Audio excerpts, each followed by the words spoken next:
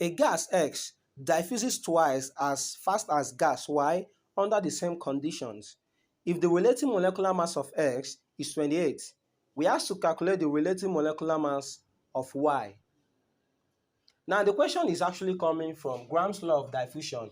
Now, Graham's law of diffusion states that the rate of diffusion of a gas is inversely proportional to the square root of its vapor density. Now, let's write it or represent it mathematically. Rate of diffusion of a gas is inversely proportional to the square root of its vapor density.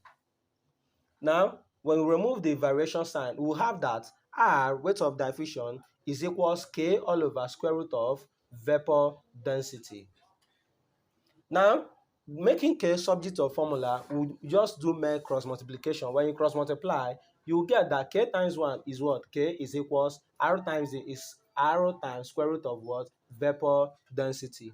So from our physics, we already know when we have something like this, we can say that R1 square root of vapor density 1 is equals R2 square root of vapor density 2 is equals R3 square root of vapor density 3. It keeps going in that order, but let's respect ourselves and stop at 2. So I'm having a gas X diffuses as fast as gas Y, twice as fast as gas Y. So we're having gas X and we are equally having what? Gas what? Y.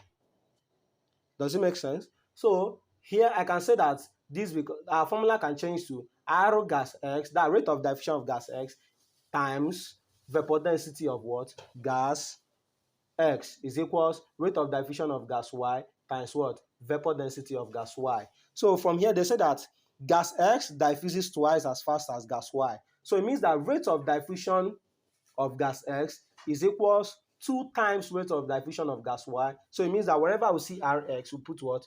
2Ry.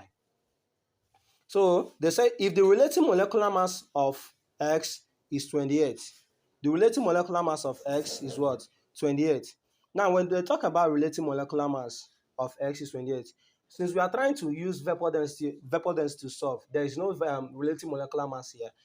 Do you understand? I can use relative molecular mass. I can put relative molecular mass here, but I will not do that. We already know that the relationship between relative molecular mass and vapor density is what? Relative molecular mass is equals 2 times vapor density. Now, they gave us the relative molecular mass of X, right? So we have to, since we are trying to use vapor density, let's find the vapor density of what? X.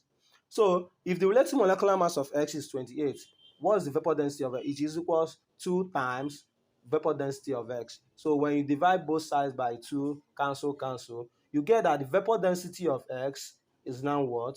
28 divided by 2, it will give us what? 14. So whenever we see vapor density of X, this thing that we're having here, we can put what? 14. Does it make sense? Now, they said we should calculate the relative molecular mass of what? Y. Now, we should calculate the relative molecular mass of what? Y. After getting the vapor density of Y, we multiply it by 2 and get the relative molecular mass of what? Y. So I'm having that R what? What is this? Rx. And we know that Rs is 2Ry. So it will be 2Ry times square root of vapor density of X, which is what? 14, is equals Ry times vapor density of what? Y. So first thing we are trying to get is the vapor density of what? Y. So when I'm having something like this, I'm having Ry here, Ry, I can decide to divide both sides by Ry so that both of them will what? Cancel out. So I'm having that 2 square root of what? 14 is equals vapor density of what? Y. Does it make sense? So for me to remove the square root here, I have to square both sides by what? By 2, right? So 2 squared is 4, right? So I'm having 4 times, these 2 can cancel this square root here. 4 times 14 is equals, these 2 can cancel square root, is equals vapor density of Y. So 4 times 14 will give me what?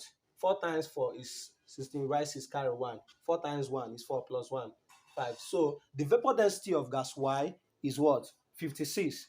So we already know that relative molecular mass is equals 2 times vapor what? Density, right? So for us to get the vapor density, let's write the vapor density of gas Y, relative molecular mass of gas Y, which is what we are looking for. So I'm having that relative molecular mass of what? Gas Y is equals 2 times vapor density of gas Y, which is 56. So 2 times what? 56. And finally, our answer will be 118. Sorry, 2 times 6, 112, I mean. It will be what? 100 and what? 12. And that's my final what? Answer.